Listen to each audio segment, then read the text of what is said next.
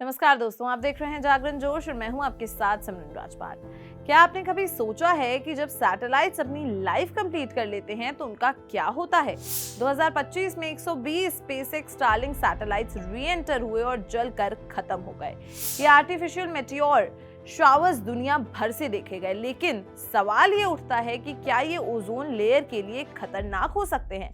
तो चलिए समझते हैं सैटेलाइट री एंट्री का साइंस और ओजोन लेयर पर उसका इम्पैक्ट। जब एक सैटेलाइट अपनी ऑपरेशनल लाइफ कंप्लीट कर लेता है तो स्पेस डेब्री अवॉइड करने के लिए उसे अर्थ की एटमॉस्फेयर में गिराने की प्लानिंग होती है। ये प्रोसेस कुछ स्टेप्स में होता है। सबसे पहले एटमॉस्फेरिक ड्रैग, धीरे धीरे सैटेलाइट अर्थ की तरफ गिरता है। फिर high speed entry, satellite 27,000 kilometre per hour की रफ्तार से गिरता है। फिर इंटेंस हीटिंग, फ्रिक्शन से सैटेलाइट्स जलकर खत्म हो जाती है। और लास्ट मेटल डिस्पर्सल, एल्यूमिनियम जैसे एलिमेंट्स माइक्रोस्कोपिक पार्टिकल्स में बदल जाते हैं। जब एक स्टारलिंक सैटेलाइट जलता है तो 30 KG aluminium oxide particles generate होते हैं। ये पार्टिकल्स हवा में कई सालों तक रहते हैं और ओजोन डिप्लीटिंग केमिकल रिएक्शंस को बढ़ावा देते हैं। ओजोन लेयर को डैमेज कर सकते हैं, जैसे CFCs ने किया था। अगर ये रिएक्शंस होते हैं तो ओजोन लेयर पर इसका लॉन्ग टर्म इम्पैक्ट हो सकता है। जितने ज्यादा सैटेलाइट्स लॉन्च हो रहे हैं उतना ही पोल्यूशन भी बढ़ रहा है। फिलहाल स्पेस में 28,000 से ज्यादा ऑब्जेक्ट्स मौजूद हैं, जिनमें सैटेलाइट्स, रॉकेट डेब्री और दूसरे आर्टिफिशियल स्ट्रक्चर्स शामिल हैं। ये संख्या तेजी से बढ़ रही है क्योंकि हर साल नए सैटेलाइट्स लॉन्च हो रहे हैं जो स्पेस डेब्री और एनवायरमेंटल इम्पैक्ट को लेकर चिंता बढ़ा रहे हैं। अब तक 8,000 स्टारलिंक सैटेलाइट्स लॉन्च हो चुकी हैं, जो दुनिया की सबसे बड़ी सैटेलाइट मेगा कॉन्स्टेलेशन बन चुकी हैं। लेकिन स्पेसएक्स के प्लान्स और भी बड़े हैं। आने वाले सालों में 42,000 प्लस सैटेलाइट्स लॉन्च करने की तैयारी है, जो स्पेस ट्रैफिक को और ज्यादा बढ़ा सकती है। एक बड़ी एनवायरमेंटल चिंता सैटेलाइट री एंट्री के दौरान होने वाली है। एल्यूमिनियम एमिशंस भी हैं।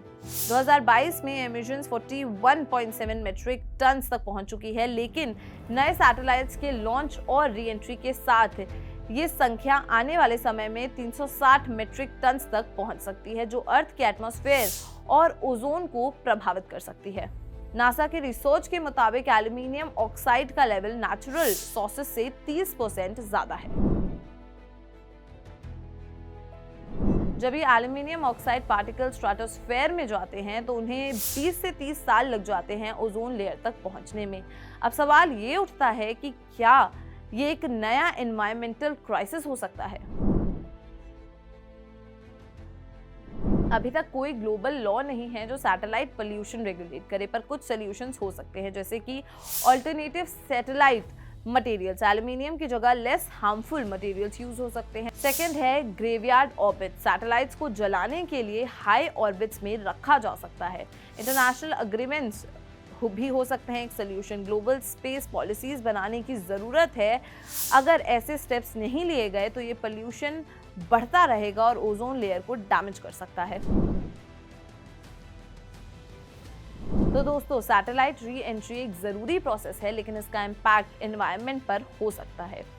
तो अब सवाल है कि क्या aluminium oxide particles ozone depletion बढ़ा सकते हैं? तो इसका जवाब है हो सकता है।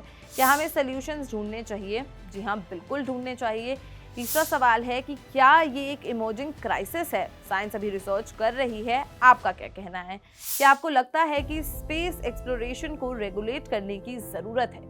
कमेंट करके हमें इसका आंसर जरूर बताएं। और अगर ये वीडियो आपको इन्फॉर्मेटिव लगी हो तो इसे लाइक और शेयर जरूर करें। और ऐसे ही वीडियोस के लिए जागरण जोश को सब्सक्राइब करना ना भूलें। मिलते हैं अगली वीडियो में। धन्यवाद।